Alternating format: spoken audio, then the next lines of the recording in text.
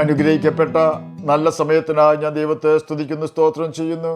ദൈവവചനം ശ്രമിച്ചുകൊണ്ടിരിക്കുന്ന എല്ലാ ദൈവമക്കൾക്കും വീണ്ടും വരാമെന്ന് അരുളി ചെയ്തവനായ കർത്താവായ യേശു ക്രിസ്തുവിൻ്റെ ധന്യനാമത്തിൽ ഞാൻ എൻ്റെ സ്നേഹവന്ദനം അറിയിക്കുന്നു. ഇന്നത്തെ അല്പസമയത്തെ ചിന്തയ്ക്കായി 37 സങ്കീർത്തനം 6 വാക്യം നമുക്ക് വായിക്കാം. അവൻ നിന്റെ നീതിയെ പ്രഭാതം പോലെയും നിന്റെ ന്യായത്തെ മധ്യാഹ്നം പോലെയും പ്രകാശിപ്പിക്കും. അനുഗ്രഹിക്കപ്പെട്ട ഒരു വേദവാക്യമാണ് നാം കേട്ടത്. യഹൂദ രാജാവായ യഹോയാക്കീമിൻ്റെ വാഴ്ചയുടെ 3-ാം ആണ്ടിൽ ബാബേൽ രാജാവായ നെബൂഖദ്നേസർ യെരുശലേമിലേക്ക് വന്ന് അതിനെ നിരോധിച്ചു. കർത്താവ് യഹൂദ രാജാവായ യഹോയാക്കീമിനെയും ദൈവത്തിൻ്റെ ആലയത്തിലെ പാത്രങ്ങളിൽ ചിലതിനെയും അവൻ്റെ കയ്യിൽ ഏൽപ്പിച്ചു. ആ കൂട്ടത്തിൽ ദാനിയേലിനെയും അവൻ്റെ കൂട്ടുകാരെയും നെബൂഖദ്നേസർ ബാബേലിലേക്ക് പിടിച്ചുകൊണ്ടുപോയി.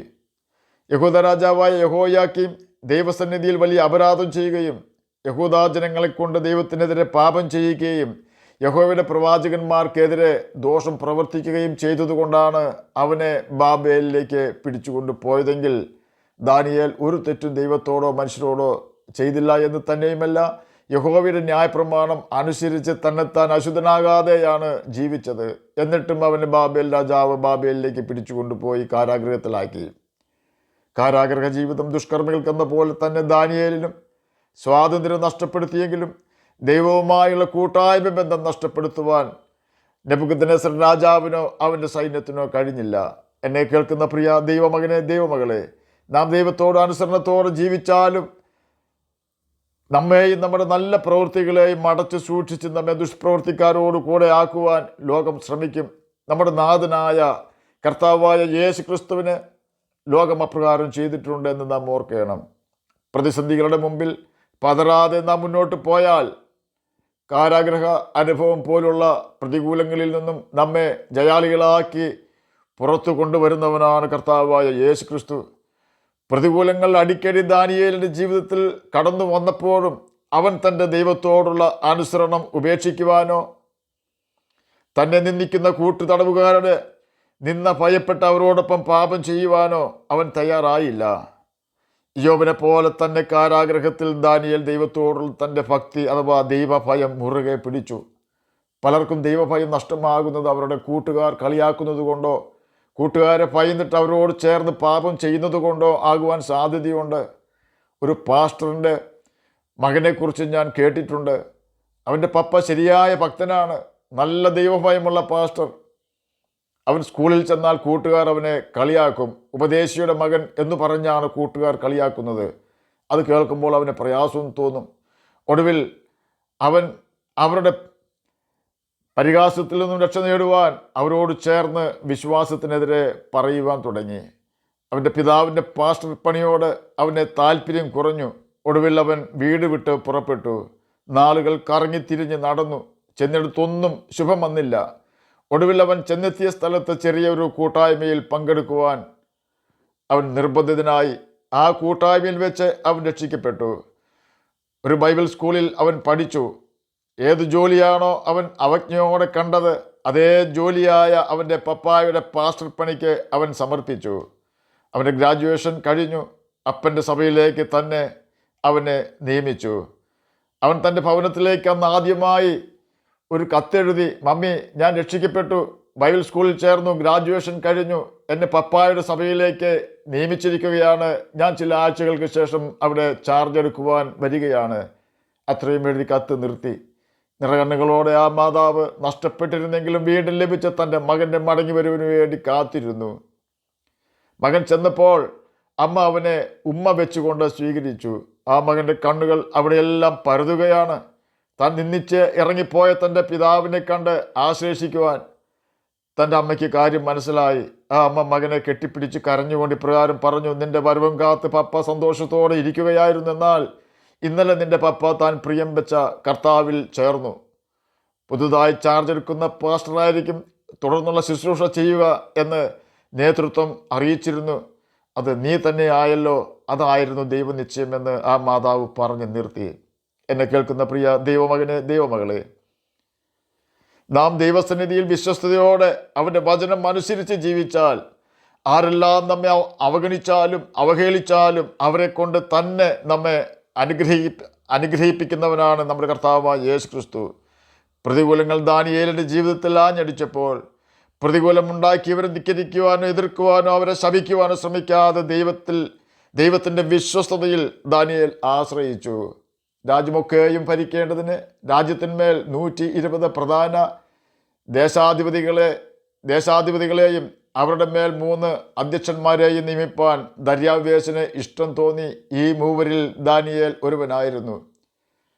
രാജാവിന് നഷ്ടം വരാതിരിക്കേണ്ടതിന് പ്രധാന ദേശാധിപതികൾ ഇവർക്ക് കണക്ക് ബോധിപ്പിക്കണമായിരുന്നു. എന്നാൽ ദാനിയേൽ ഉത്കൃഷ്ട മാനസൻ ആയിരുന്നതുകൊണ്ട് അവൻ അധ്യക്ഷന്മാരിലും പ്രധാന ദേശാധിപതിമാരിലും വിശിഷ്ടനായി വിളങ്ങി. രാജാവ് അവനെ സർവ്വരാജ്യത്തിനും അധികാരിയാക്കുവാൻ വിചാരിച്ചു. ആകയാൽ അധ്യക്ഷന്മാരും പ്രധാന ദേശാധിപതിമാരും രാജ്യം സംബന്ധിച്ച് ദാനിയേലിന് വിരോധമായി കാരണം കണ്ടെത്തുവാൻ അന്വേഷിച്ചു. എന്നാൽ യാതൊരു കുറ്റവും കണ്ടെത്തുവാൻ അവർക്ക് കഴിഞ്ഞില്ല. ദാനിയേൽ വിശ്വസ്തനായിരുന്നതുകൊണ്ട് ഒരു തെറ്റും കുറ്റവും അവനിൽ കണ്ടെത്തിയില്ല. ദാനിയേൽ 6-ാം അധ്യായം 1 മുതൽ 4 വരെയുള്ള വാക്യങ്ങളാണ് നാം കേട്ടത്. ദാനിയേൽ ഒരു തെറ്റും ചെയ്തില്ലെങ്കിലും അവനെ മാറ്റണമെന്ന് അവൻ്റെ പ്രതിയോഗികൾക്ക് നിർബന്ധമായിരുന്നു. കാരണം ദാനിയേൽ രാജ്യത്തിന് രണ്ടാമനായാൽ പ്രതിയോഗികളുടെ ഒരു തട്ടിപ്പും ദാനിയേൽ സമ്മതിക്കുകയില്ല എന്നതാണ് അവർ ദാനിയേലിനെ ഭയപ്പെടുവാനുള്ള കാരണം. പ്രതിയോഗികൾ 122 പേർ ഒടുവിൽ ഒരു കാര്യം കണ്ടെത്തി ദാനിയേൽ ജീവനുള്ള ദൈവത്തോട് പ്രാർത്ഥിക്കുന്നു എന്നതാണത്. അവർ രാജാവിൻ്റെ അടുക്കൽ ചെന്ന് 30 ദിവസത്തേക്ക് രാജ്യത്തുള്ള എല്ലാവരും രാജാവിനോട് മാത്രമേ പ്രാർത്ഥിക്കാവൂ, മറ്റാരോടെങ്കിലും പ്രാർത്ഥിച്ചാൽ അവരെ സിംഹക്കുഴിയിൽ ഇടയണം രേഖ എഴുതി രാജാവിനെ കൊണ്ട് ഒപ്പുവെപ്പിച്ചു. ദാനിയേൽ അത് അറിഞ്ഞുവെങ്കിലും പ്രതികരിച്ചില്ല, പരാതി കൊടുത്തില്ല, ആരുടെയും കാല് പിടിച്ചില്ല. അവൻ ജീവനുള്ള ദൈവമായ യഹോവയിൽ അഥവാ കർത്താവായ യേശുക്രിസ്തുവിൽ ആശ്രയിച്ചു. ഒരു കാര്യം ഉറപ്പുവരുത്തി, താനൊരു പാപവും ചെയ്യുന്നില്ല എന്ന് ഉറപ്പുവരുത്തി. ദിവസവും ചെയ്യുന്നത് പോലെ ജെറുസലേമിന് നേരെ കിളിവാതിൽ തുറന്നു വെച്ച് യഹോവയായ ദൈവത്തോട് അവൻ പ്രാർത്ഥിച്ചു. രാജാവിനോട് ദാനിയേൽ പ്രാർത്ഥിച്ചില്ല. ഇത് കണ്ട 122 പ്രതിയോഗികൾ ദാനിയേലിനെ സിംഹഗുഹയിൽ ഇടുവിച്ചു. സിംഹഗുഹയുടെ വായ്ക്കൽ ഒരു കല്ല് കൊണ്ടുവന്ന് അത് അടച്ച് രാജാവ് മുദ്ര വെച്ചു. ദാനിയേൽ സിംഹഗുഹയിൽ നിന്ന് രക്ഷപ്പെടുകയില്ലെന്നാണ് എല്ലാവരും ചിന്തിച്ചത്. എന്നാൽ ദാനിയേൽ സിംഹഗുഹയിൽ കിടന്ന രാത്രിയിൽ ഉറക്കം രാജാവിനെ വിട്ടുമാറി. പിറ്റേ ദിവസം രാവിലെ രാജാവ് സിംഹഗുഹയുടെ അരികിൽ എത്തി ദാനിയേലിനെ ദുഃഖത്തോടെ വിളിച്ചു. ജീവനുള്ള ദൈവത്തിൻ്റെ ദാസനായ ദാനിയേലെ, നീ ഇടപെടാതെ സേവിച്ചു വരുന്ന നിന്റെ ദൈവം സിംഹങ്ങളിൽ നിന്ന് നിന്നെ രക്ഷിക്കുവാൻ പ്രാപ്തനായോ എന്ന് ചോദിച്ചു. രാജാവിനോട് ദാനിയേൽ പറഞ്ഞത് പ്രകാരമായിരുന്നു. സിംഹങ്ങൾ എനിക്ക് കേടു വരുത്താതിരിക്കുവാൻ എൻ്റെ ദൈവം തൻ്റെ ദൂതനെ അയച്ച് അവയുടെ വായ് അടച്ചു കളഞ്ഞു. ഇത് കേട്ട രാജാവ് അത്യന്തം സന്തോഷിക്കുകയും ദാനിയേലിനെ സിംഹഗുഹയിൽ നിന്ന് പുറത്ത് എടുക്കുകയും ചെയ്തു. ദാനിയേലിന് കുറ്റം ചുമത്തിയവരെയും അവരുടെ ഭാര്യമാരെയും മക്കളെയും സിംഹങ്ങളുടെ ഗുഹയിൽ ഇട്ടുകളഞ്ഞു.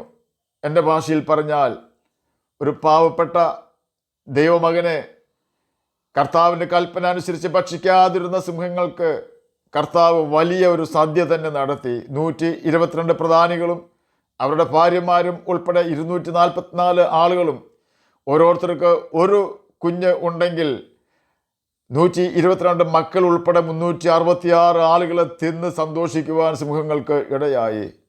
തൻ്റെ നീതി സിംഹഗുഹയിൽ ഒരു രാത്രി കല്ലിനാൽ അടച്ച് മുദ്രയിട്ടെങ്കിലും പ്രഭാതത്തിൽ തന്നെ ദാനിയേലിൻ്റെ നീതി രാജ്യം മുഴുവൻ അറിയുവാൻ തക്കവണ്ണം ദൈവം വെളിപ്പെടുത്തി. സന്ധ്യയെങ്കിൽ കരച്ചിൽ വന്ന് രാപ്പാർക്കും ഉഷസ്സിലോ ആനന്ദഘോഷം വരുന്നുവെന്ന് 30-ാം സങ്കീർത്തനം 5-ാം വാക്യത്തിൻ്റെ അവസാന ഭാഗത്ത് രേഖപ്പെടുത്തിയിരിക്കുന്നത് പോലെ സിംഹഗുഹയിൽ നിന്നും തൻ്റെ ദൈവത്താൽ രക്ഷപ്പെട്ട ദാനിയേൽ സന്തോഷത്താൽ ദൈവത്തെ മഹത്വപ്പെടുത്തി. എന്നെ കേൾക്കുന്ന പ്രിയ ദൈവമകനെ, ദൈവമകളെ, ഒന്നിനെക്കുറിച്ചും വിചാരപ്പെടേണ്ട. യേശുവിൻ്റെ കൽപ്പന അനുസരിക്കുന്നതിൽ ഭയപ്പെടേണ്ട. ആരെല്ലാം നമ്മെ തകർക്കുവാനും ആക്ഷേപിക്കുവാനും തടയുവാനും നോക്കിയാലും നാം പിന്മാറരുത്. നിന്ദിക്കപ്പെടേണ്ടി വന്നാലും നാം മാനിക്കപ്പെട്ടവരാണ്, ആദരിക്കപ്പെടേണ്ടവരാണ്. ഒരു ദിവസം ദൈവം നമുക്ക് വേണ്ടി മാറ്റി വെച്ചിട്ടുണ്ട്. ആ ദിവസം നമ്മെ തടഞ്ഞു വെച്ചിട്ടുള്ള കല്ല് ആരുടെ മുദ്രയുള്ള കല്ലാണെങ്കിലും ആ മുദ്രയിട്ടവരും കല്ല് വെച്ചവരും തന്നെ അത് മാറ്റി നമ്മെ സ്വതന്ത്രർ ആക്കുവാൻ തക്കവണ്ണം സ്വർഗത്തിലെ ദൈവം നമുക്ക് വേണ്ടി പ്രവർത്തിക്കും. ആകയാൽ ദാനിയേലിനെ പോലെ ഏതെല്ലാം പ്രതികൂല സാഹചര്യങ്ങൾ നമ്മുടെ ജീവിതത്തിൽ വന്നാലും കർത്താവിൻ്റെ കൽപ്പനകൾ അനുസരിച്ച് നമുക്ക് നിത്യജീവനെ പ്രാപിക്കാം. അതിന് കർത്താവ് നമ്മെ സഹായിക്കട്ടെ എന്ന് പ്രാർത്ഥിച്ചുകൊണ്ട് ഞാൻ എൻ്റെ വാക്കുകളിൽ നിന്ന് വിരമിക്കുന്നു. നമുക്ക് പ്രാർത്ഥിക്കാം. ഞങ്ങളെ സ്നേഹിക്കുന്ന സ്വർഗീയ പിതാവേ, നല്ല വചനത്തിനായി അങ്ങേ സ്തുതിക്കുന്നു, സ്തോത്രം ചെയ്യുന്നു. എന്നെ കേൾക്കുന്ന ഏതെങ്കിലും പ്രിയപ്പെട്ടവർ രോഗത്താൽ ഭാരപ്പെടുന്നെങ്കിൽ അങ്ങ് അവർക്ക് പൂർണ്ണ സൗഖ്യവും വിടുതലും കർത്താവ് കൊടുത്ത് സഹായിക്കണമെന്ന് പ്രാർത്ഥിക്കുന്നു. കർത്താവെ, പഠിക്കുന്ന കുഞ്ഞുങ്ങൾക്ക് പഠിക്കുവാനുള്ള ബുദ്ധിയും ജ്ഞാനവും ഓർമ്മ ശക്തിയും കൊടുക്കണമേ. കുഞ്ഞുങ്ങൾക്ക് അനുസരണഭാവം കർത്താവ് കൊടുക്കണമേ. ദുഷ്ടൻ്റെ കെണിയിൽപ്പെടാതെ ജീവിപ്പാൻ വേണ്ട ദൈവകൃപ എല്ലാ കുഞ്ഞുങ്ങൾക്കും അങ്ങ് നൽകി കൊടുക്കണമെന്ന് പ്രാർത്ഥിക്കുന്നു. അന്ത്യത്തോളം അങ്ങയുടെ വിശ്വസ്തരായിട്ട് ജീവിപ്പാൻ അടിയനെയും അടിയിരുന്ന് കേൾക്കുന്ന അങ്ങയുടെ കുഞ്ഞുങ്ങളെയും അങ്ങ് സഹായിക്കണമേ. രോഗത്താൽ ഭാരപ്പെടുന്നവർക്ക് രോഗസൗഖ്യം കൊടുക്കണമെന്ന് ഒരിക്കൽ കൂടി പ്രാർത്ഥിക്കുന്നു. പ്രാർത്ഥന കേട്ടതിനായി സ്തോത്രം. യേശുവിൻ്റെ നാമത്തിൽ തന്നെ ആമേൻ. കർത്താവ് എല്ലാവരെയും അനുഗ്രഹിക്കട്ടെ. സ്തോത്രം.